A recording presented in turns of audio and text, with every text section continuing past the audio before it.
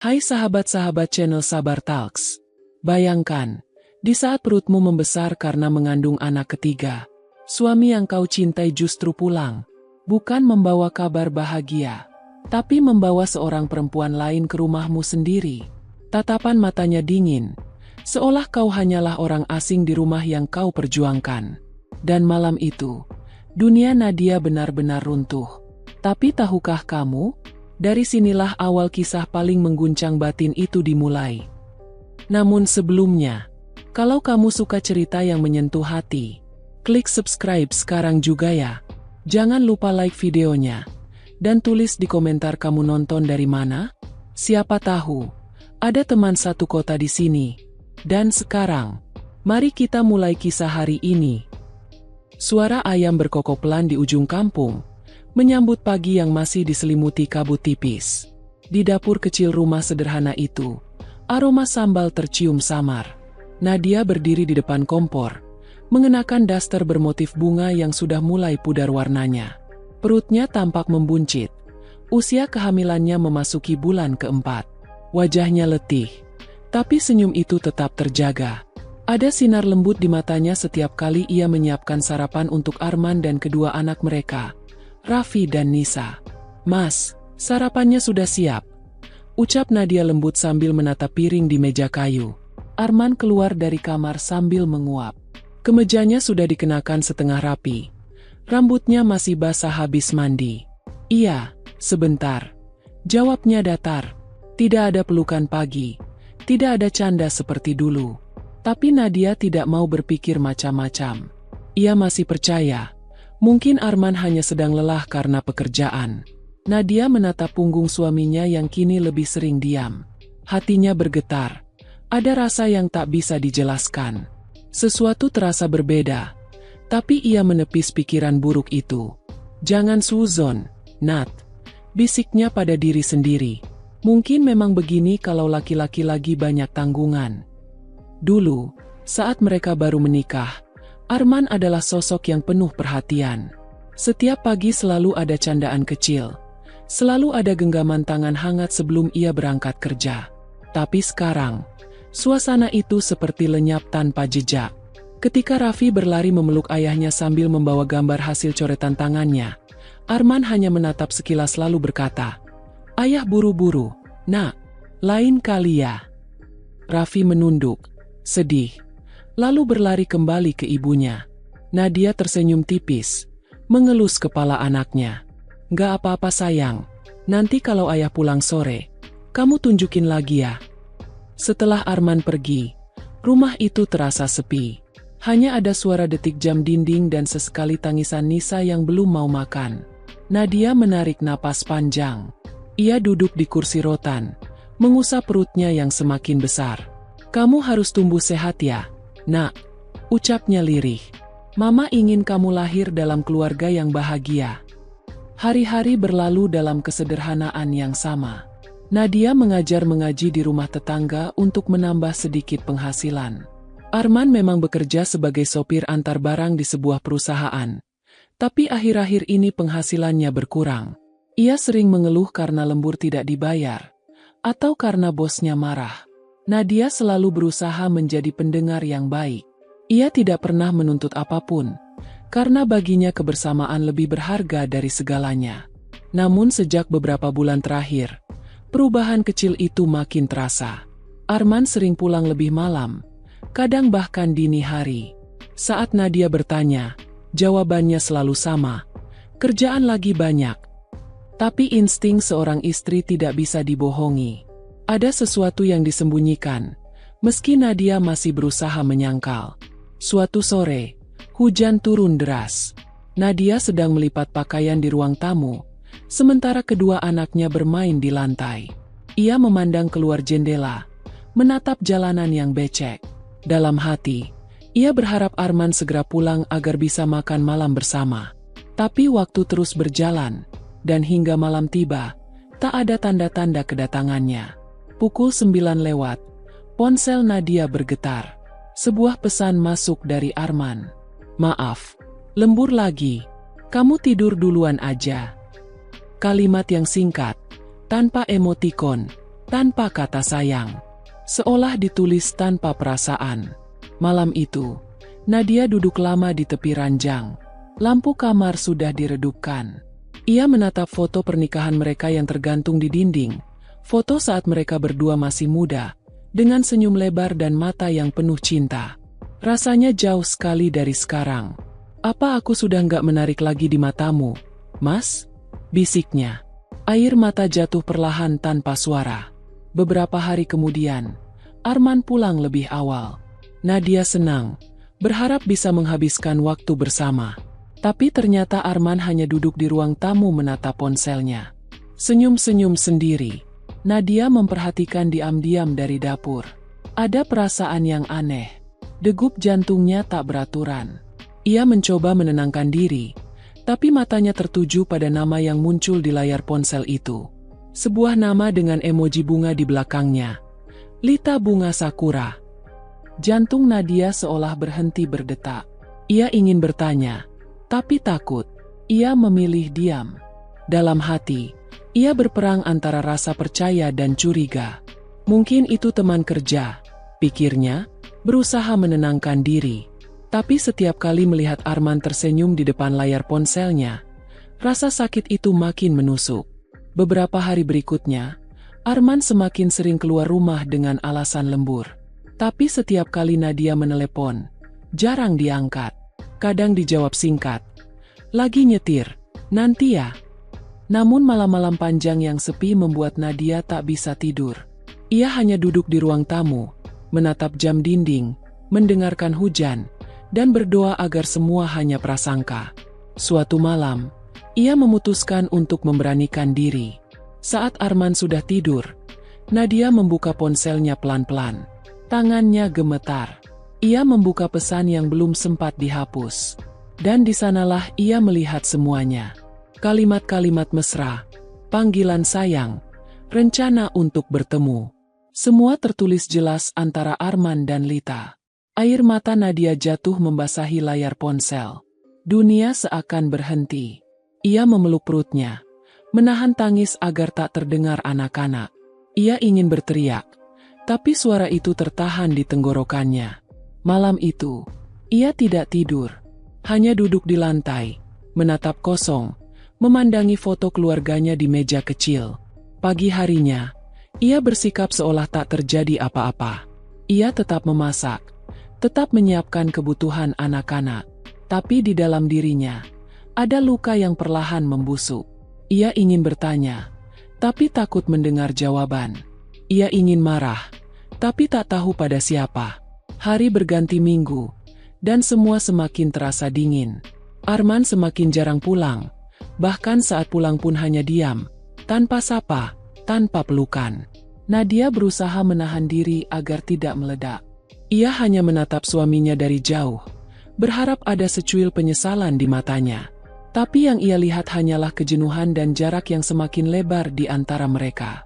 Malam itu, ketika Arman kembali pulang larut, Nadia duduk di ruang tamu dalam gelap. Lampu tidak dinyalakan. Hanya cahaya bulan yang masuk dari jendela. Arman sedikit terkejut melihatnya masih terjaga. "Kamu belum tidur?" tanyanya singkat. Nadia memandangnya dengan mata yang sembab. "Mas, aku cuma mau tahu, apa aku masih istrimu?" Arman terdiam. Napasnya berat. "Kamu capek, Nat? Sudah tidur aja." Lalu ia berlalu masuk kamar tanpa menoleh lagi. Nadia tetap duduk di tempatnya. Air matanya mengalir lagi. Kali ini tanpa suara. Hatinya hancur. Tapi ia tahu harus tetap kuat. Ada 2 anak yang membutuhkan dirinya. Dan 1 lagi yang tumbuh di dalam rahimnya. Ia menatap keluar jendela. Hujan turun lagi malam itu. Dalam dinginnya udara, Nadia berbisik pada diri sendiri. "Aku harus bertahan. Demi anak-anakku." Namun di balik hujan malam itu, takdir sedang menulis bab berikut yang lebih kelam untuk hidupnya. Bab yang akan mengguncang hatinya lebih dalam dari sebelumnya. Pagi menjelang dengan hawa dingin yang menusuk tulang. Nadia terbangun dengan mata yang sembab. Tapi ia tetap melangkah ke dapur, menyalakan kompor, menyiapkan sarapan seperti biasa. Ia tahu, Sekacau apapun perasaannya, rumah ini tetap harus berjalan. Anak-anak tetap harus makan, tetap harus tertawa. Hanya itu satu-satunya cara agar rumah ini tak sepenuhnya runtuh. Arman keluar kamar tanpa sepatah kata. Wajahnya kaku, tatapannya kosong. Ia duduk di kursi, memandangi nasi goreng di piring tanpa minat. "Aku nggak lapar," katanya singkat. Lalu beranjak mengambil jaket. Nadia hanya menunduk. Tidak ada lagi sapaan pagi. Tidak ada senyum. Hatinya bergetar menahan sedih. Tapi bibirnya tetap tersenyum kecil. "Ya sudah, hati-hati di jalannya, Mas." Namun tak ada jawaban. Hanya suara langkah Arman yang menjauh, diikuti bunyi pintu yang menutup dengan keras. Sepeninggal suaminya, Nadia terdiam lama. Ia duduk di kursi rotan, menatap piring kosong di atas meja. Dingin. Begitulah suasana rumah ini sekarang. Dingin dan sunyi. Ia tahu ada sesuatu yang berubah. Arman bukan lagi pria yang dulu mengajaknya makan di warung pinggir jalan sambil tertawa bersama. Arman yang dulu menatap matanya penuh cinta, kini bahkan tak sanggup menatapnya lagi. Hari-hari berlalu, dan perubahan itu semakin nyata. Arman pulang semakin larut, dan ketika datang, aroma parfum asing sering tercium di bajunya. Sesekali ada bekas lipstik samar di kerah kemejanya. Nadia memperhatikan semuanya dalam diam. Ia tidak lagi menangis seperti dulu. Air matanya seakan sudah habis. Yang tersisa hanya perih yang menumpuk di dada. Suatu malam, ketika Arman pulang, Nadia mencoba membuka pembicaraan. "Mas, kamu kelihatan capek akhir-akhir ini. Mungkin kita bisa cari waktu istirahat bareng anak-anak, ya?" Arman mendengus pelan, menyalakan rokok. "Capek bukan berarti libur. Aku kerja buat mereka, Nat, bukan buat main." Nada suaranya dingin, seperti pisau yang mengiris lembut tapi dalam. Nadia menunduk, menggenggam ujung dasternya erat-erat. "Aku cuma khawatir, Mas." "Udah, jangan banyak khawatir. Aku tahu yang aku lakukan," jawab Arman tanpa menatapnya. Hening. Hanya suara detak jam dinding dan nyala rokok di tangan Arman yang memecah sunyi. Nadia berdiri perlahan, lalu pergi ke kamar anak-anak. Ia memandangi wajah polos Raffi dan Nisa yang tertidur lelap. Dalam hati ia berbisik, "Tuhan, jangan biarkan mereka merasakan dinginnya sikap ayahnya." Pagi berikutnya, sesuatu mulai terasa aneh. Arman berpakaian rapi, memakai kemeja baru, rambutnya disisir dengan minyak wangi yang belum pernah dipakai sebelumnya. "Kemana, Mas?" tanya Nadia pelan sambil membereskan meja makan. "Kerja. Ada urusan tambahan," jawabnya singkat. Tapi Nadia tahu, itu bukan perjalanan kerja biasa. Tatapannya yang gelisah, langkahnya yang terburu-buru, dan ponselnya yang tak lepas dari tangan, semua itu cukup menjadi tanda. Ketika Arman keluar, Nadia hanya berdiri di teras, menatap punggungnya yang semakin menjauh di balik hujan rintik-rintik. Ia ingin berteriak, ingin memanggil namanya, tapi suara itu tak pernah keluar. Yang ada hanya bisikan lirih. "Mas, jangan buat aku kehilangan kamu." Siang itu, Nadia mencoba mengalihkan pikirannya. Ia mencuci baju, menjemur pakaian, lalu mengurus anak-anak.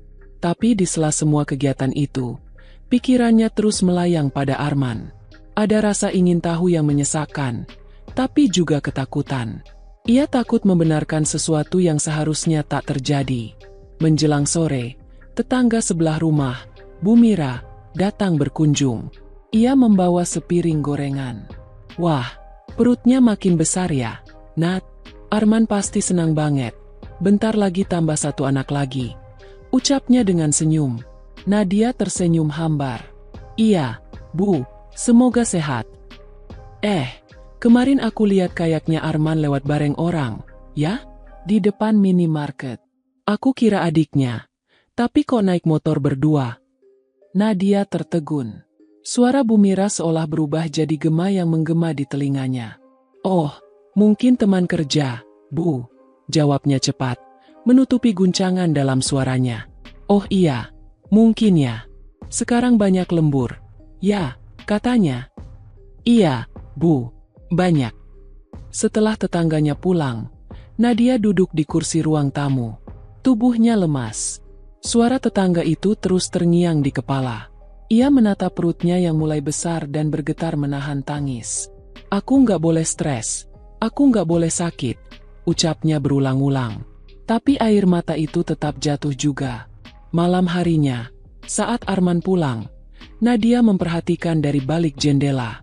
Suaminya turun dari motor, membawa kantong plastik berisi makanan. Tapi ada sesuatu di matanya, ekspresi canggung yang tak bisa disembunyikan. Ketika masuk rumah, ia menatap Nadia sekilas lalu berkata, "Aku bawa makanan. Makan bareng aja." Nadia tersenyum samar. "Terima kasih, Mas." Saat makan malam, suasananya sunyi. Hanya suara sendok dan piring yang terdengar. Anak-anak makan dengan ceria. Tapi Nadia tahu senyum Arman hanyalah topeng. Ada jarak yang semakin lebar di antara mereka. Malam itu, setelah anak-anak tidur, Nadia memberanikan diri bicara. "Mas, aku tahu aku bukan istri sempurna. Tapi kalau ada yang salah, tolong bilang. Jangan diam begini. Aku takut kehilangan kamu."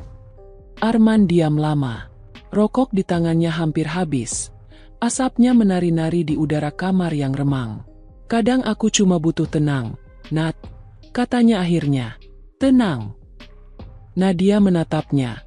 Suaranya bergetar. "Aku juga butuh tenang, Mas. Tapi gimana caranya tenang kalau kamu selalu jauh? Bahkan saat kamu di depan mataku." Arman menatapnya sekilas, lalu memalingkan wajah. "Kamu capek? Tidur aja." Kalimat itu seperti palu yang menghantam hati Nadia. Tidak ada pelukan, tidak ada kehangatan. Hanya jarak dan dinding tebal di antara mereka. Malam terasa panjang. Nadia duduk di tepi ranjang, menatap lampu kecil di pojok kamar. Di luar, angin berdesir membawa suara jangkrik dan aroma tanah basah. Ia mengelus perutnya pelan. "Nak, semoga kamu kuat ya. Mungkin saat kamu lahir nanti, keadaan akan berubah." Tapi jauh di dalam hatinya, Nadia tahu, sesuatu sedang benar-benar hancur. Hari-hari berikutnya, perubahan Arman semakin jelas. Ia tak lagi peduli dengan rumah. Bahkan saat Nadia sakit kepala dan kelelahan, Arman hanya berkata, "Minum obat aja," tanpa menoleh. Nadia belajar menelan kesepian tanpa suara. Suatu sore, saat ia sedang menidurkan anak-anak, ponsel Arman yang tertinggal di meja berdering. Nama yang muncul di layar itu kembali sama. "Lita." Kali ini Nadia tak membuka. Ia hanya menatap nama itu lama-lama, lalu menarik napas dalam-dalam. Matanya menatap kosong keluar jendela. Matahari mulai tenggelam, dan langit berubah jingga. Dalam hati ia berbisik, "Tuhan, kalau ini ujian, tolong kuatkan aku. Tapi kalau ini peringatan, beri aku petunjuk harus bagaimana." Senja itu menjadi saksi, ketika perlahan, cinta yang dulu indah kini mulai retak. Dan di balik retaknya cinta itu, langkah kaki seseorang sedang menuju rumah itu. Langkah yang akan mengubah segalanya dalam hidup Nadia. Langkah itu terdengar semakin dekat, pelan tapi pasti, menembus senja yang mulai redup. Nadia sedang duduk di ruang tamu, menenangkan diri setelah hari yang melelahkan. Ia menatap jendela, dan dari celah tirai, tampak sosok yang sudah sangat ia kenal. Arman. Tapi kali ini, ada yang berbeda. Suaminya tak sendirian. Nadia menatap tanpa berkedip ketika Arman berhenti di depan rumah. Ia melihat bayangan seseorang di belakang motor. Siluet perempuan berambut panjang, mengenakan jaket jeans biru. Mereka tertawa kecil, seolah lupa waktu.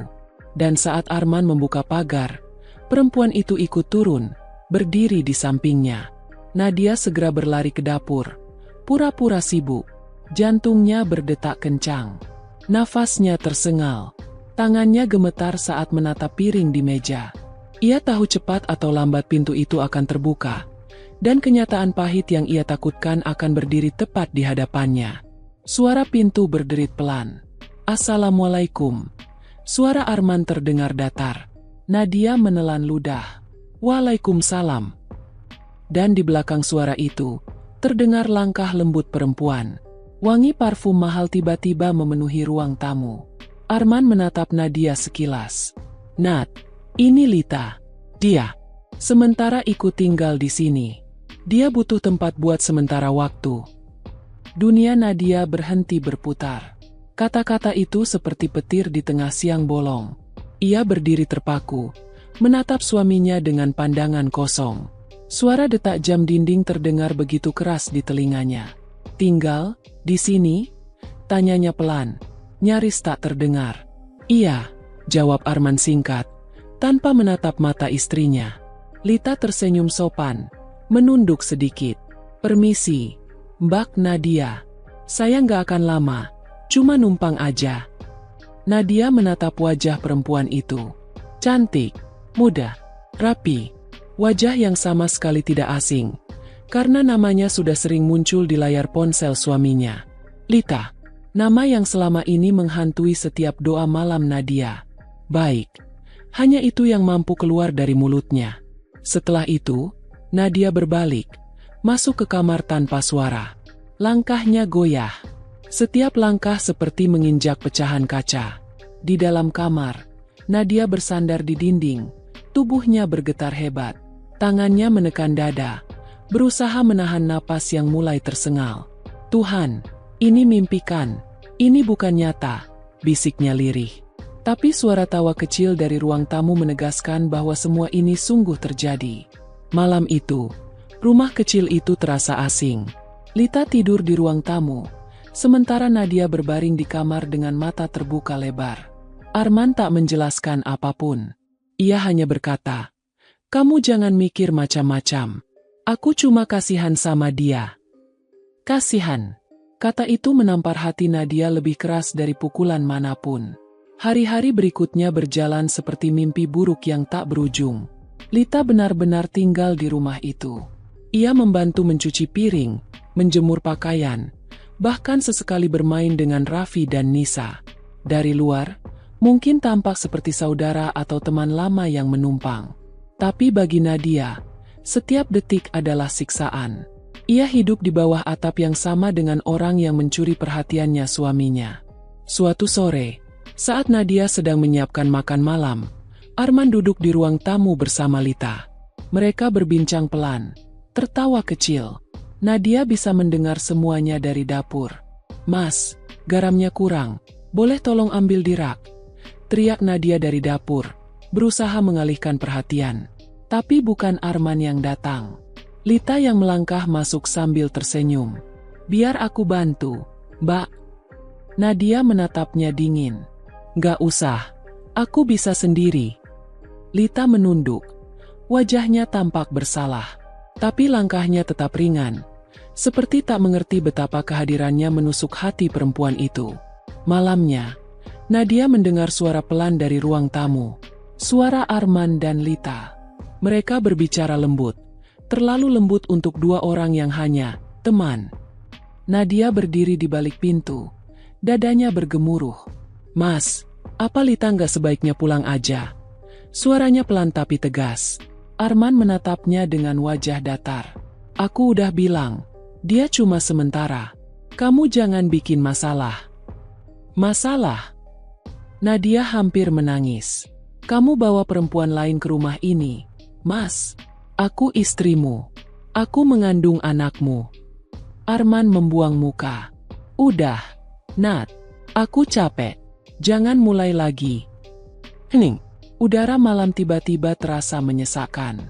Nadia menatap Arman lama, berharap ada sedikit rasa bersalah di matanya. Tapi yang ia temukan hanyalah kebekuan. Lalu ia menunduk, melangkah pergi, menutup pintu kamar perlahan agar anak-anak tidak terbangun. Di dalam kamar, Nadia menatap wajahnya di cermin. Mata sembab, bibir pucat, rambut berantakan. Ia hampir tak mengenali dirinya sendiri. "Apa aku sudah seburuk itu, Tuhan, sampai suamiku berpaling?" bisiknya. Ia mengelus perutnya pelan. "Nak, kamu harus kuat ya. Mama nggak tahu apa yang akan terjadi nanti, tapi Mama janji akan tetap bertahan." Pagi harinya, Suasana rumah semakin menyesakkan. Raffi mulai bertanya polos. "Bu, Tante Lita itu siapa? Kenapa dia tidur di ruang tamu?" Nadia terdiam. Ia tersenyum kaku. "Tante Lita itu teman ayah, sayang. Tapi kenapa ayah lebih sering ngobrol sama Tante Lita daripada sama ibu?" Pertanyaan itu menghujam seperti panah di dada. Nadia hanya menjawab pelan. "Nanti kamu ngerti, Nak, kalau sudah besar." Hari demi hari, Lita semakin dekat dengan Arman.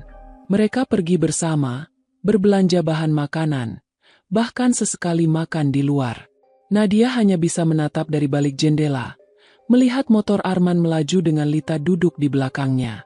Angin sore mengibaskan rambut perempuan itu, dan setiap kali pemandangan itu lewat di depan matanya, dada Nadia terasa seperti diremas. Suatu malam, hujan turun deras. Nadia duduk di ruang tamu dengan anak-anak yang sudah tidur di pangkuannya. Waktu menunjukkan hampir pukul 11 malam, tapi Arman belum juga pulang. Petir menyambar di langit. Nadia menatap pintu yang tertutup rapat. Lalu, tiba-tiba, suara motor terdengar dari luar. Pintu terbuka. Arman basah kuyup. Tapi kali ini, Lita tak bersamanya. "Kamu dari mana, Mas?" tanya Nadia dengan suara bergetar. Arman melepas jaket tanpa menatap istrinya. "Ngantar Lita pulang." "Pulang?" Nadia menatapnya, antara lega dan ragu. "Kenapa nggak dari dulu, Mas?" Arman tidak menjawab. Ia hanya menatap kosong ke lantai, lalu berjalan masuk ke kamar tanpa sepatah kata. Nadia tetap duduk di ruang tamu. Hujan terus turun di luar, tapi di dadanya, badai yang lebih besar sedang mengamuk. Ia tidak tahu apakah ini akhir dari penderitaannya atau justru awal dari luka yang lebih dalam. Di malam itu, di bawah cahaya redup lampu ruang tamu, Nadia menutup matanya. Air mata jatuh perlahan. Ia tahu, meski Lita mungkin telah pergi, bayangan perempuan itu belum benar-benar hilang dari hati Arman. Dan itulah yang paling menakutkan, ketika seseorang pergi, tapi kehadirannya tetap tinggal di antara mereka, menghantui setiap detik kehidupan. Pagi itu, rumah terasa begitu hening. Lita benar-benar pergi. Tak ada lagi aroma parfum asing. Tak ada langkah kaki perempuan lain di dalam rumah. Tapi keheningan itu bukan kedamaian, melainkan ruang kosong yang penuh bayangan. Nadia duduk di meja makan, menatap cangkir teh yang sudah dingin. Arman duduk di seberangnya, tapi tak sepatah kata pun keluar dari mulut mereka. Hanya suara jam dinding berdetak pelan, mengisi jarak di antara mereka yang semakin jauh. "Mas, aku sudah buatkan sarapan," ucap Nadia pelan, memecah sepi. Arman hanya mengangguk tanpa menatapnya. Ia makan beberapa suap, lalu berdiri. "Aku berangkat dulu." "Mas," panggil Nadia pelan sebelum Arman sempat melangkah. "Lita sudah pergi. Sekarang cuma ada aku dan anak-anak. Aku harap kita bisa mulai lagi." Arman berhenti di depan pintu. Sekilas, ia menatap Nadia, tapi pandangan itu kosong. "Aku nggak tahu, Nat," katanya singkat. "Aku butuh waktu." Lalu pintu itu tertutup, meninggalkan Nadia sendirian bersama udara dingin yang menyesakkan. Sejak hari itu, sesuatu berubah dalam diri Nadia. Ia berhenti berusaha menyenangkan siapapun. Ia hanya ingin menjaga anak-anaknya, menjaga dirinya, menjaga janin yang terus tumbuh di rahimnya. Tapi luka batin itu tetap menganga, berdarah setiap kali ia mengingat malam-malam ketika Arman tertawa bersama perempuan lain di rumah ini, rumah yang mereka bangun dengan cinta dan doa. Hari-hari terasa panjang. Arman mulai jarang bicara, bahkan jarang pulang. Ketika pulang pun, ia membawa wajah muram dan aroma rokok yang pekat. Nadia tidak bertanya lagi, karena setiap pertanyaan selalu berujung pada pertengkaran. Ia memilih diam. Kadang, diam lebih menyakitkan daripada kata-kata kasar, tapi setidaknya diam tidak membuatnya makin lelah. Suatu sore, Raffi pulang dari sekolah dengan wajah sedih.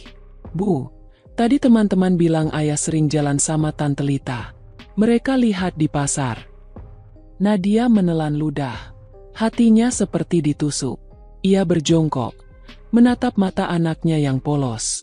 Jangan dengar kata orang, sayang. Mungkin mereka salah lihat. Tapi Bu, aku juga lihat kemarin di depan toko mainan. Ucap Nisa tiba-tiba. Ayah beli balon, tapi bukan buat kita.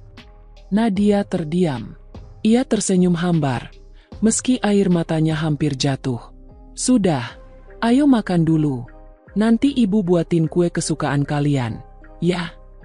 Malam itu, setelah anak-anak tidur, Nadia duduk di ruang tamu sendirian.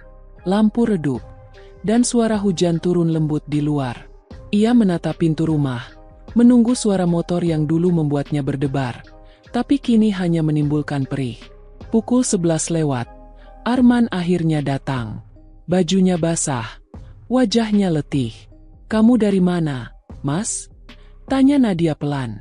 Kerja, jawabnya singkat. Nadia menatapnya, mencoba membaca wajahnya. Tapi tatapan itu hanya berakhir dengan kesunyian yang tak bisa dijembatani. Mas, ucap Nadia akhirnya, suaranya lirih. Aku nggak minta banyak. Aku cuma ingin kamu pulang tepat waktu. Aku takut, Mas. Aku takut melahirkan tanpa kamu di sini. Arman menatapnya sekilas, lalu berkata pelan. Kamu terlalu banyak mikir. Karena kamu terlalu banyak diam. Kalau kamu terus kayak gini, aku males pulang. Kalimat itu seperti cambuk. Nadia berdiri, menahan air mata. Jadi aku yang salah, Mas? Karena aku masih peduli. Arman tidak menjawab. Ia berjalan ke kamar, menutup pintu dengan keras. Malam itu, Nadia menangis tanpa suara di ruang tamu. Tangannya memegang dada yang terasa sesak. Sementara dari dalam perut, janin kecil itu menendang pelan seolah tahu ibunya sedang terluka. Tenang ya, nak, bisiknya lirih. Mama kuat, Mama janji. Hari berikutnya, Arman tidak pulang sama sekali. Nadia duduk di teras hingga larut malam, menunggu. Tapi yang datang hanyalah angin malam yang menusuk tulang. Ketika fajar menyingsing, ia baru sadar tubuhnya menggigil. Ia masuk rumah dengan langkah gontai, lalu terbaring di samping anak-anak yang masih tidur. Di saat itu, untuk pertama kalinya dalam hidupnya, Nadia merasa benar-benar sendirian. Beberapa minggu berlalu. Kandungannya memasuki bulan ke-8. Tubuhnya semakin berat, tapi ia tetap berusaha melakukan segalanya sendiri. Kadang ia jatuh saat menjemur pakaian, tapi tidak ada tangan yang menolong. Semua rasa sakit itu ia telan sendiri. Suatu malam, ketika hujan turun deras dan petir bersahutan, Nadia tersentak mendengar suara motor berhenti di depan rumah. Ia berdiri perlahan, membuka pintu. Arman berdiri di depan sana, basah kuyup, wajahnya tegang. Mas, boleh aku masuk? Nadia mengangguk pelan. Begitu Arman melangkah masuk, udara di ruang tamu terasa berat. Ia duduk di kursi, menunduk, tangannya bergetar, rokok di jari jatuh ke lantai. Nat, suaranya parau. Aku salah. Nadia mematung. Suara itu berbeda. Bukan nada dingin yang biasa ia dengar, melainkan suara seseorang yang hancur. Aku pikir, aku bisa tenang di luar sana. Tapi ternyata nggak ada yang bisa gantiin kamu. Aku nyakitin kamu, nyakitin anak-anak. Air mata menetes di wajah Arman. Nadia hanya diam, menatapnya tanpa kata. Lita udah nggak ada di sini, Mas. Tapi bayangan dia masih kamu bawa kemana-mana, ucap Nadia lirih. Aku tahu, jawab Arman. Aku nggak bisa hapus semuanya, tapi aku mau berubah. Nadia memejamkan mata, menahan gelombang emosi yang bercampur antara marah, sedih, dan iba. Aku nggak tahu harus percaya lagi atau enggak, Mas. Hatiku udah terlalu capek. Arman menggenggam tangan istrinya, tapi Nadia menarik pelan. Kalau kamu sungguh mau berubah, buktikan. Aku nggak butuh janji. Aku cuma butuh kehadiranmu di rumah ini. Di rumah yang pernah kamu abaikan. Malam itu berlalu dalam diam. Tidak ada pelukan. Tidak ada maaf yang benar-benar diucapkan. Tapi ada secuil ketenangan yang perlahan muncul. seperti titik cahaya kecil di ujung gelap. Namun, kedamaian itu hanya bertahan sebentar. Beberapa hari kemudian, Arman mulai sibuk lagi. Ia sering keluar rumah tanpa alasan jelas. Setiap kali Nadia bertanya, jawabannya tetap sama, kerjaan. Tapi kali ini, ada sesuatu yang berbeda. Bukan lagi kehangatan yang hilang, melainkan rasa hormat yang ikut mati. Suatu pagi, Nadia melihat selembar kertas di meja, slip gaji Arman. Jumlahnya cukup besar, tapi ia tahu uang itu tak pernah sampai ke tangannya. Saat ia tanya, Arman menghindar. Aku pakai buat keperluan. Nadia hanya mengangguk, tapi dalam hati ia tahu, sesuatu sedang disembunyikan lagi. Sore harinya, tetangga datang mengetuk pintu. Bu Nadia, maaf, saya nggak tahu harus bilang apa, tapi saya tadi lihat Pak Arman di warung makan sama perempuan yang sama seperti dulu. Darah Nadia serasa berhenti mengalir. Ia berterima kasih singkat, lalu menutup pintu perlahan.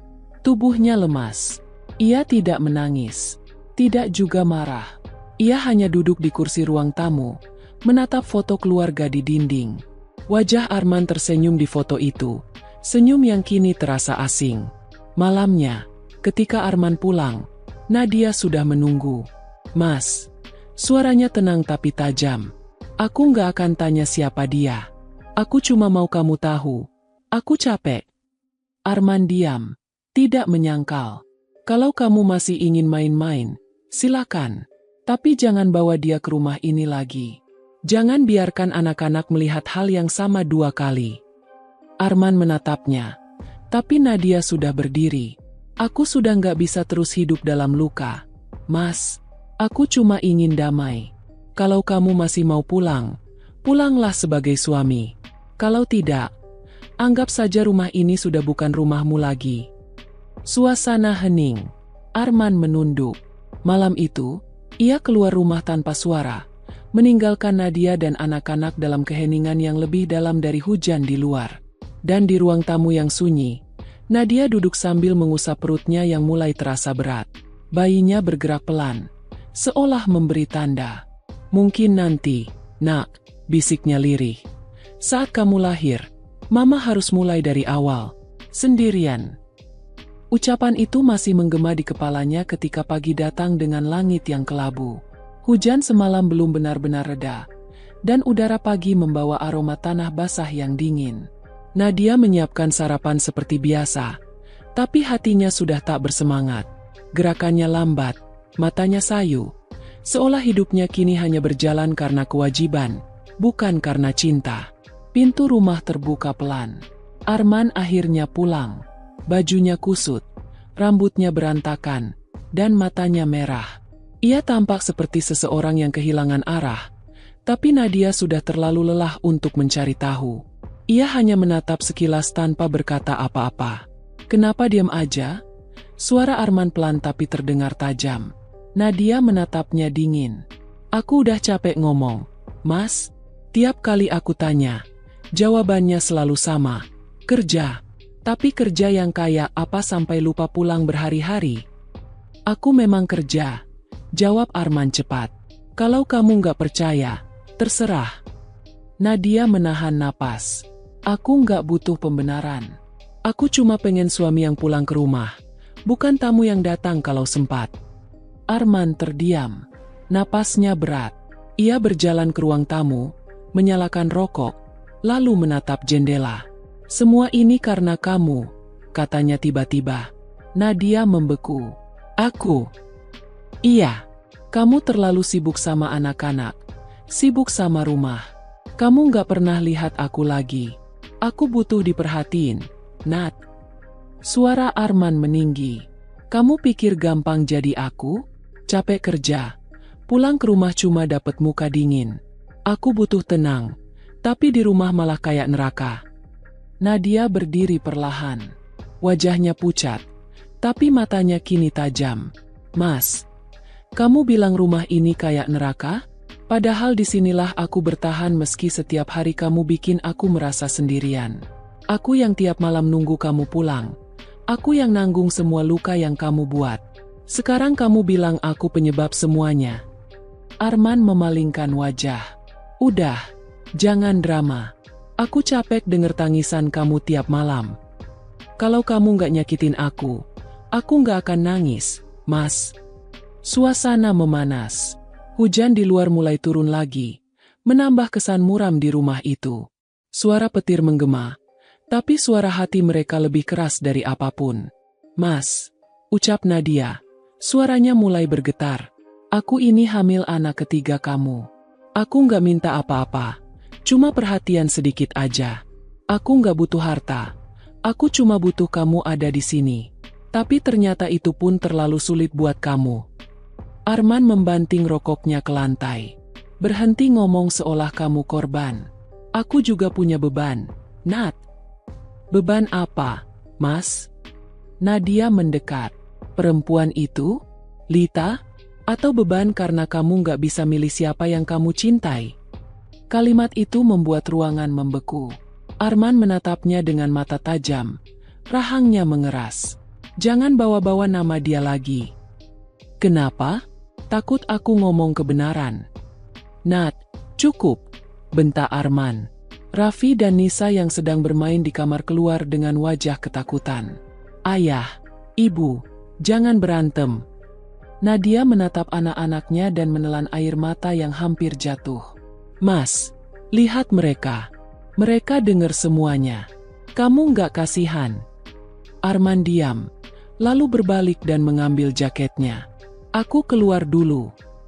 Pergi lagi. Suara Nadia meninggi. Kamu nggak bosen kabur tiap kali masalah muncul? Kamu pikir semuanya selesai cuma karena kamu ninggalin rumah?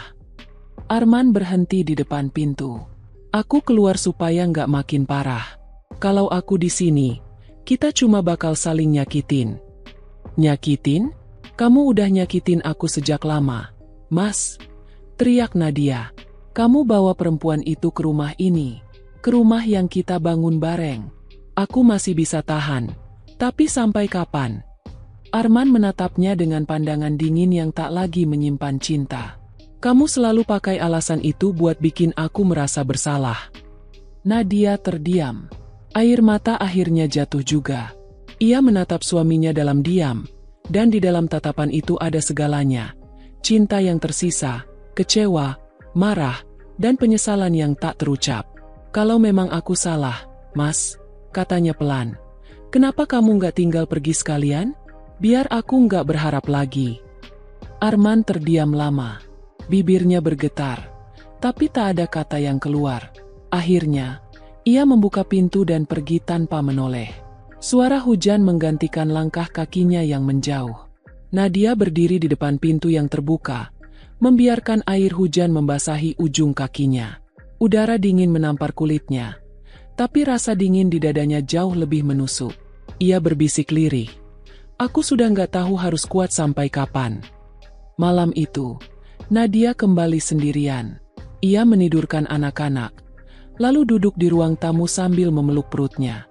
Janin di dalam rahimnya menendang pelan, seolah tahu ibunya sedang berjuang sendirian. Tenang ya, Nak, Mama nggak akan nyerah. Sekalipun ayah kamu pergi, Mama tetap di sini buat kamu.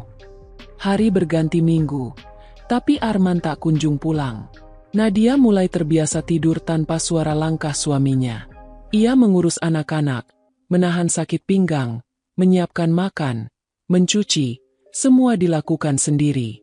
Kadang tetangga bertanya, Bu Nadia, Pak Arman kemana? Kok jarang kelihatan? Nadia hanya tersenyum hambar. Kerja, Bu, lagi sibuk. Padahal di dalam hatinya, ia tahu Arman mungkin sudah bersama Lita lagi, atau mungkin dengan orang lain. Ia tidak tahu. Dan ia sudah terlalu lelah untuk peduli. Namun, kehidupan tetap berjalan. Hingga pada suatu malam, ketika hujan turun deras dan angin bertiup kencang, pintu rumah itu kembali diketuk keras-keras. Nadia terbangun dari tidur. Ia berjalan ke ruang tamu dengan langkah hati-hati. Ketika membuka pintu, ia melihat Arman berdiri di sana, basah kuyup, wajahnya penuh luka dan kelelahan. Mas? Suaranya lirih. Arman menatapnya tanpa kata. Matanya sembab, seperti habis menangis. Aku, boleh masuk? Nadia mengangguk pelan. Arman duduk di kursi ruang tamu, memegang kepalanya. Nafasnya berat. Aku nyesel, Nat. Nadia menatapnya dalam diam. Aku pikir aku bisa bahagia dengan cara sendiri, tapi ternyata yang aku temuin cuma kehampaan. Aku udah kehilangan semuanya. Suara Arman pecah di antara sesenggukan yang tertahan. Aku kehilangan kamu, anak-anak, dan diriku sendiri. Nadia tidak langsung menjawab. Ia menatap laki-laki di depannya itu. Orang yang pernah ia cintai setengah mati. Orang yang kini terlihat kecil di hadapannya. Mas, ucapnya pelan. Aku nggak tahu harus apa. Aku pengen marah. Tapi aku juga kasihan. Aku pengen ngusir kamu. Tapi aku juga nggak tega. Karena bagaimanapun, kamu masih ayah dari anak-anakku. Arman menatapnya. Air matanya jatuh. Aku mohon, Nat, beri aku satu kesempatan lagi. Nadia memejamkan mata. Di dalam hatinya, ada perang besar antara cinta dan luka. Aku nggak janji apa-apa, Mas. Tapi kalau kamu sungguh mau berubah, buktikan. Bukan buat aku, tapi buat mereka. Ia menatap kamar anak-anak yang tertutup. Buat mereka yang gak tahu betapa rusaknya rumah ini karena ego kita. Arman mengangguk pelan. Aku janji, Nat. Aku janji. Namun dalam hati Nadia, sebuah suara berbisik lirih. Janji yang dulu pun pernah ia dengar, dan berakhir dengan air mata. Malam itu, mereka berdua duduk dalam diam, hanya mendengar suara hujan di luar. Tidak ada kata damai, tapi setidaknya untuk malam itu, rumah kecil itu kembali terasa seperti tempat berlindung. Tapi Nadia tahu, badai yang sesungguhnya belum berakhir. Ia bisa merasakan itu di dadanya, seperti firasat buruk yang menunggu waktu untuk kembali datang. Hari itu, langit mendung sejak pagi. Angin bertiup lembut tapi membawa hawa yang aneh, seolah menyimpan sesuatu yang akan terjadi. Arman duduk di teras, menatap kosong ke jalan, sementara Nadia di dapur menyiapkan sarapan untuk anak-anak. Tak ada pertengkaran hari itu, tapi juga tak ada kehangatan. Hanya diam yang menggantung di antara mereka seperti tali rapuh yang bisa putus kapan saja. Ketika Nadia membawa secangkir teh ke depan, Arman menatapnya singkat. Makasih, katanya pelan. Nadia hanya mengangguk. Kamu mau makan sekalian, Mas? Nanti aja. Aku nggak lapar. Kalau gitu jangan lupa sarapan di luar, ya. Ucapnya dengan nada datar, mencoba terdengar biasa. Tapi di dalam hatinya, ada getar halus, antara cemas dan pasrah. Beberapa menit berlalu tanpa suara, sampai tiba-tiba ponsel Arman bergetar di atas meja. Layar itu menyala, dan nama yang muncul di sana membuat Nadia membeku.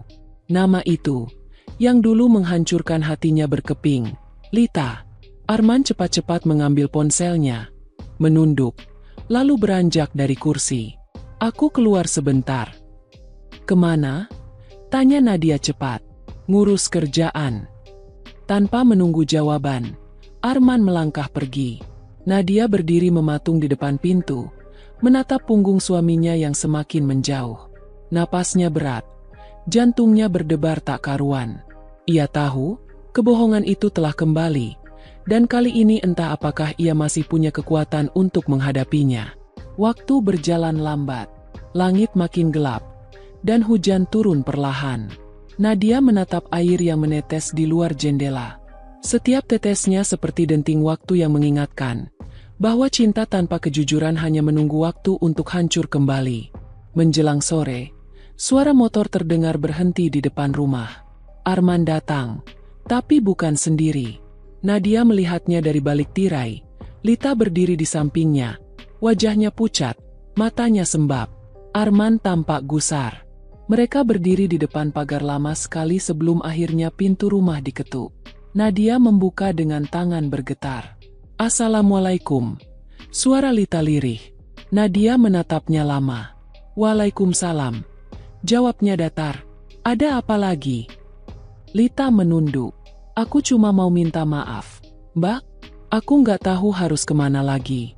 Aku nggak bisa sendiri. Arman memotong cepat. Dia cuma mau ngomong sebentar, Nat. Nadia menatap suaminya tajam. Kamu bawa dia ke sini lagi. Nat, tolong, jangan marah dulu. Mas, suara Nadia meninggi. Air matanya mulai mengalir. Rumah ini sudah cukup hancur karena dia. Kenapa kamu harus bawa dia ke sini lagi? Suasana berubah panas seketika. Lita mundur satu langkah, menangis. Aku minta maaf, Mbak. Aku nggak bermaksud ganggu lagi. Aku hamil. Kalimat itu memecahkan udara. Nadia membeku, seperti kehilangan napas. Arman memejamkan mata, menunduk dalam-dalam. Hamil? Suara Nadia parau. Mas, dia bilang apa barusan? Arman tak menjawab. Jawab aku, Mas. Benar. Akhirnya Arman berkata pelan. Dia hamil, Nat. Tapi aku. Cukup, teriak Nadia. Suaranya pecah di antara isak tangis. Aku nggak mau dengar apapun lagi. Ia berlari masuk ke kamar, menutup pintu keras-keras. Tangisnya pecah, tubuhnya gemetar. Ia memegangi perutnya, menunduk dalam-dalam. Ya Tuhan, kenapa semua ini harus aku rasakan saat aku sedang mengandung anakku sendiri? Suara hujan di luar semakin deras, seolah langit ikut menangis bersama perempuan itu. Arman berdiri di luar kamar, mengetuk pelan. Nat, tolong dengerin aku.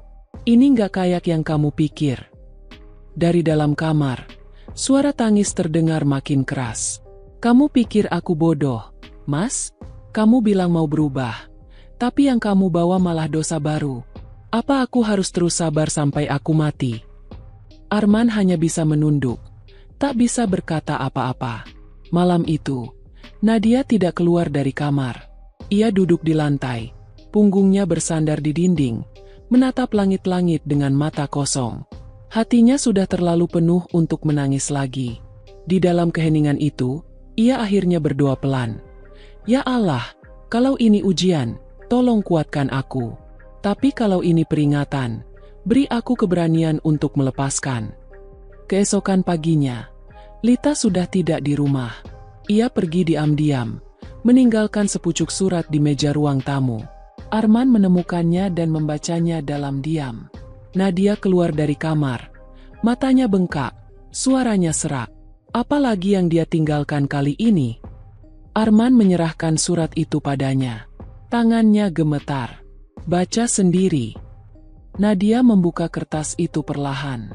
Tulisan tangan Lita tampak bergetar, penuh air mata. Mbak Nadia, aku minta maaf dari lubuk hati yang paling dalam. Aku tahu aku sudah menghancurkan hidup seseorang yang baik. Aku nggak pantas memohon pengampunan. Tapi aku juga nggak mau terus jadi sumber dosa bagi kalian. Aku akan pergi jauh. Anak ini akan aku lahirkan. Tapi aku akan menanggung semuanya sendiri. Aku cuma berharap Tuhan mengampuni aku. Dan semoga suatu hari Mbak bisa menemukan damai. Lita. Nadia memegang surat itu erat-erat. Tangisnya pecah. Tapi kali ini bukan karena marah, melainkan karena kelelahan. Akhirnya dia pergi juga. Bisiknya. Arman menatap istrinya. Nat, aku benar-benar minta maaf. Aku nggak pernah niat nyakitin kamu. Nadia menatapnya dengan mata merah. Kamu selalu bilang begitu, Mas. Tapi setiap kali kamu minta maaf, luka yang kamu buat selalu lebih dalam dari sebelumnya. Arman menunduk. Aku akan bertanggung jawab atas anak itu. Nadia terdiam. Kalimat itu seperti duri yang menusuk langsung ke jantungnya. Jadi kamu masih mau ketemu dia? Dia bawa anakku. Nat, aku harus. Nadia memejamkan mata, menahan perih. Kalau begitu, kamu pergi aja. Urus tanggung jawabmu. Aku nggak akan halangi. Tapi jangan bawa-bawa aku lagi dalam kehidupan itu. Arman terdiam lama. Nat, aku nggak marah lagi, Mas.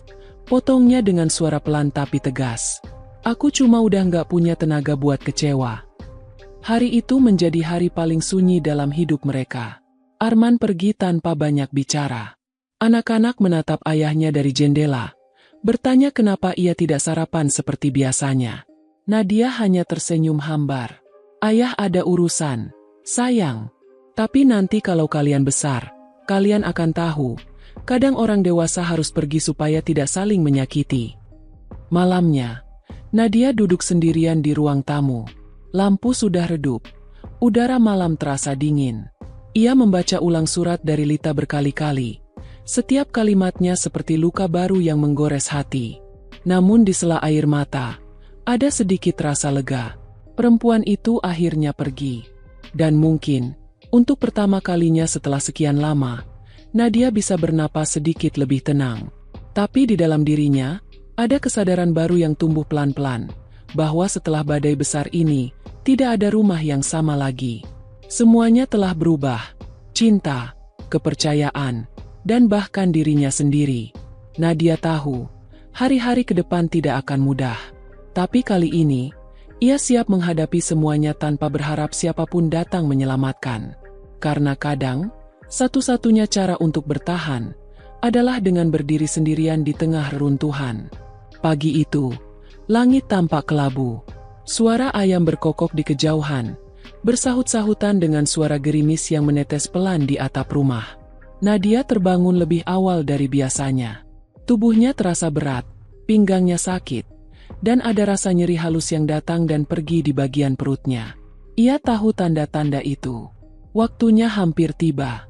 Ia duduk di tepi ranjang, mengusap perutnya perlahan. "Nak," bisiknya lirih. "Sepertinya kamu sebentar lagi mau melihat dunia, ya? Tenang, nak. Mama siap. Walau kamu datang tanpa ayah di samping kita, Mama janji akan tetap kuat buat kamu." Raffi dan Nisa masih tertidur pulas di kamar sebelah. Nadia menatap wajah mereka dengan senyum lemah. Dua anak kecil yang menjadi alasan dirinya tetap berjuang di tengah badai. Ia berjalan pelan ke dapur, menyiapkan sarapan seadanya. Nasi, telur goreng, dan teh manis hangat. Tangannya bergetar setiap kali rasa sakit itu datang lagi.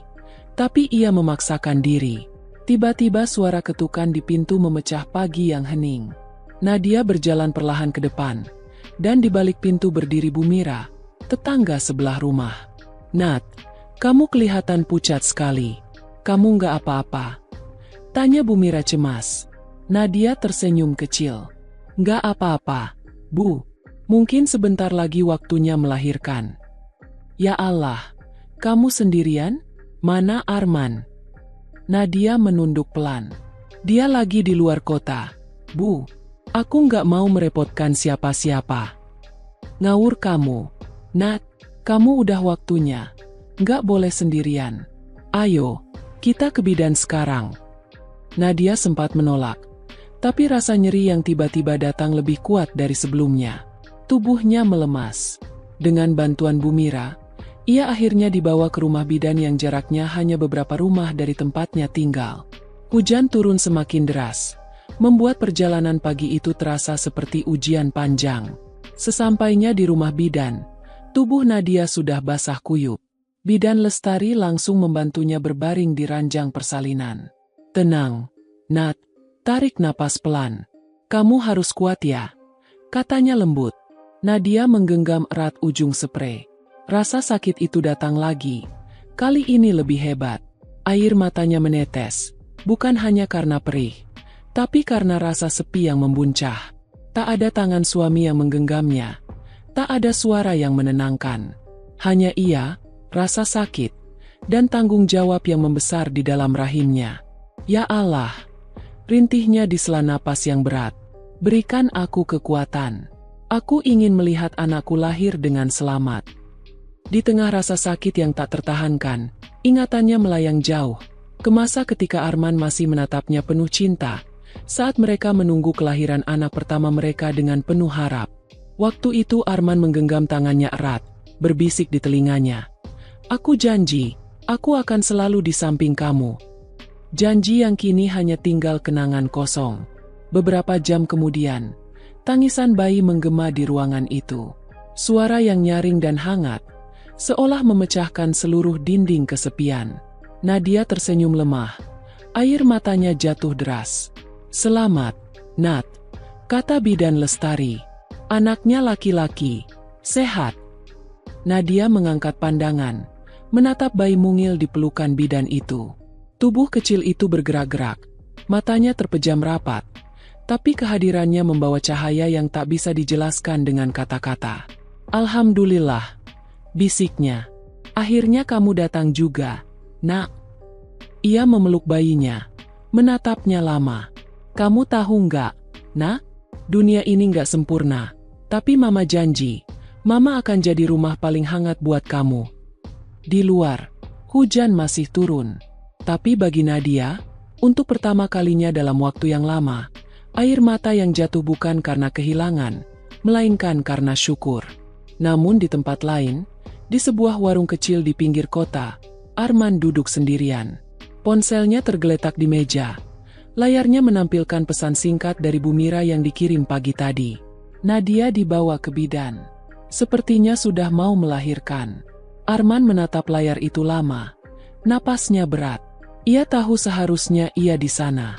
Ia tahu seharusnya ia menggenggam tangan perempuan yang selama ini ia lukai. Tapi rasa malu dan penyesalan menahan langkahnya. "Apa aku masih pantas pulang?" gumamnya pelan. Sore harinya, Arman akhirnya memberanikan diri. Ia naik motor di bawah hujan deras, tanpa jas hujan, hanya membawa dada penuh sesal. Setibanya di rumah bidan, langkahnya terhenti di depan pintu. Dari dalam, ia mendengar suara bayi menangis dan suara lembut Nadia yang menenangkan. Tangannya gemetar saat mengetuk pintu. Bidan Lestari membuka, sedikit terkejut. "Mas Arman?" "Iya, Bu. Istri saya gimana?" "Sudah melahirkan. Bayinya sehat." Arman menunduk. Air matanya langsung mengalir. "Terima kasih, Bu." Ia masuk perlahan, dan di sana, di ranjang sederhana dengan kain lusuh dan aroma obat, ia melihat Nadia berbaring lemah dengan bayi di pelukannya. Wajahnya pucat, tapi senyum itu masih ada. Senyum seorang ibu yang baru saja melewati batas antara hidup dan mati. Arman melangkah pelan, lututnya gemetar. "Nat." Nadia menoleh, matanya lelah, tapi tatapannya tenang. "Mas." Arman mendekat, berlutut di samping ranjang. Air matanya jatuh membasahi tangan istrinya. "Aku datang terlambat lagi, ya?" Nadia menatapnya lama. "Kamu datang. Itu sudah cukup." Arman menunduk, menatap bayi mungil di pelukan istrinya. "Anak kita? Laki-laki," jawab Nadia lembut. "Kamu mau kasih nama?" Arman terisak. "Boleh aku kasih nama Raka? Biar dia tumbuh kuat, gak gampang goyah kayak ayahnya." Nadia tersenyum tipis. "Raka, bagus." Beberapa menit mereka hanya diam. Arman menggenggam tangan Nadia, dan untuk pertama kalinya setelah sekian lama, genggaman itu terasa tulus. "Nat," suaranya serak. "Aku menyesal. Aku udah hancurin segalanya. Aku nggak pantas dimaafin." Nadia menatap langit-langit, lalu berkata pelan, "Maaf itu bukan soal pantas atau enggak, Mas. Aku udah memaafkan kamu, bahkan sebelum kamu minta. Tapi yang hilang dari aku bukan amarah. Yang hilang itu rasa percaya." Arman tertunduk. "Aku ngerti. Tapi aku akan berusaha perbaiki semuanya." Nadia menggeleng lemah. "Gak semua yang rusak bisa diperbaiki, Mas. Kadang kita cuma bisa belajar untuk gak jatuh di lubang yang sama." Malam mulai turun. Bayi kecil itu tidur lelap di pelukan ibunya. Arman masih duduk di samping ranjang, menatap wajah istrinya dengan penuh penyesalan.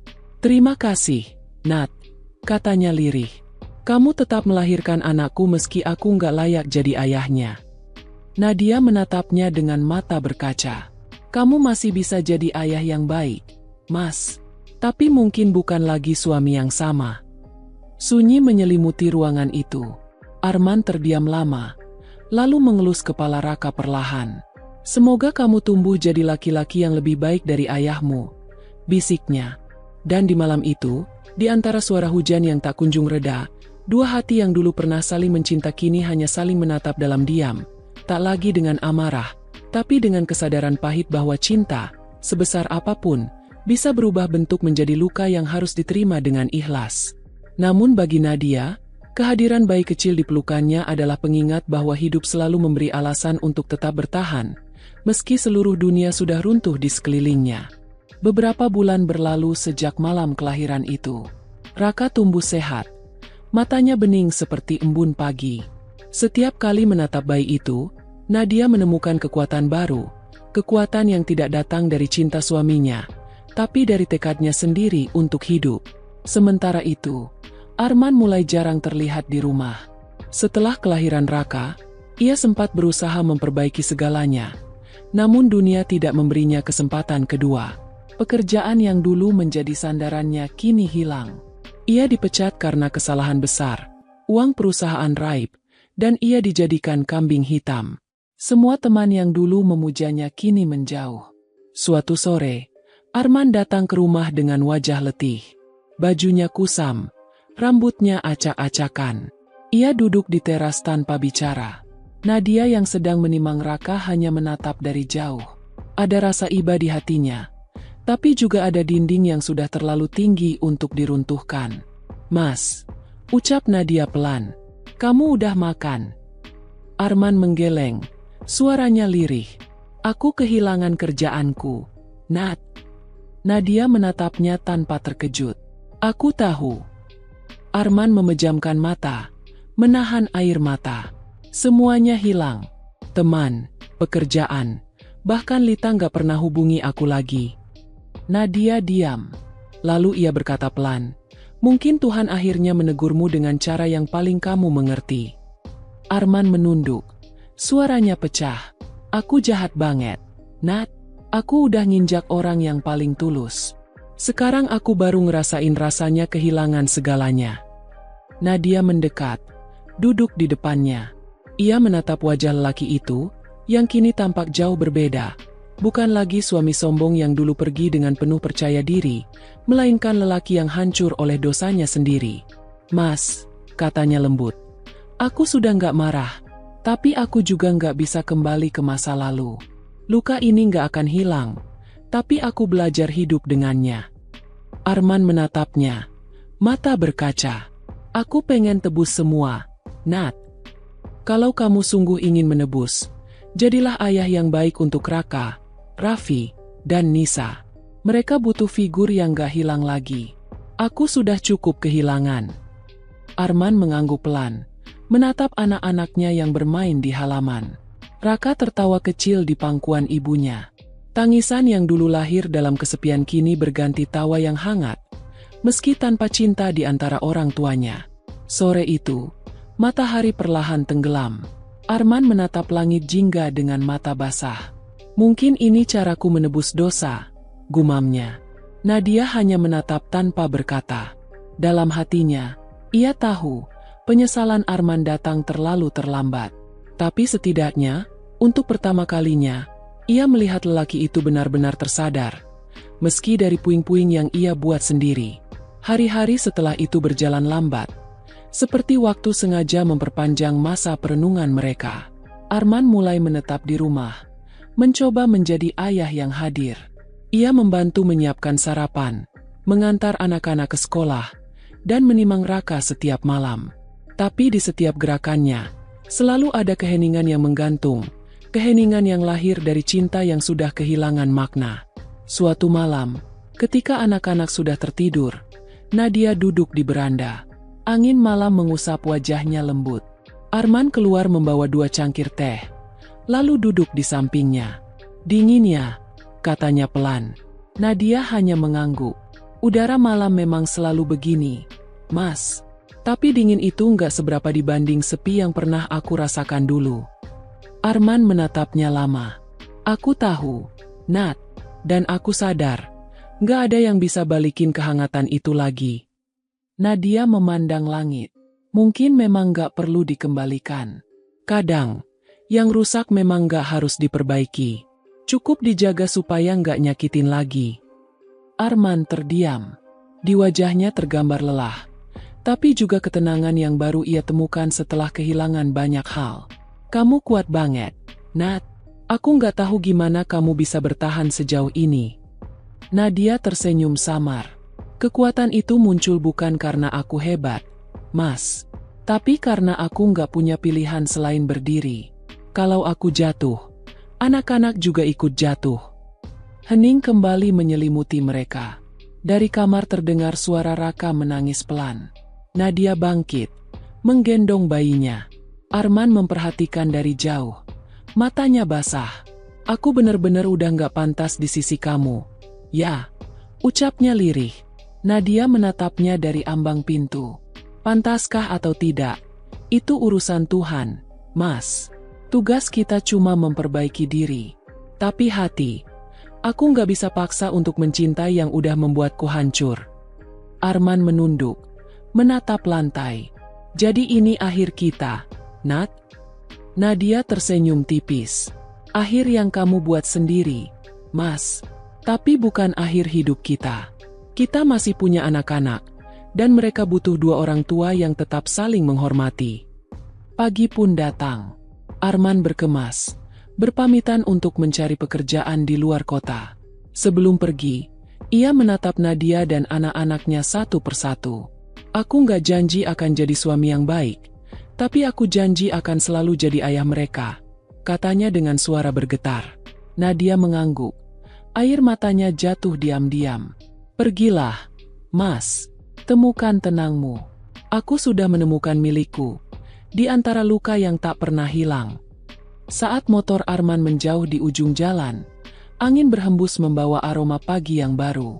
Nadia berdiri di teras sambil menggendong Raka, menatap langit yang mulai cerah. Dalam keheningan itu, ia berbisik pelan.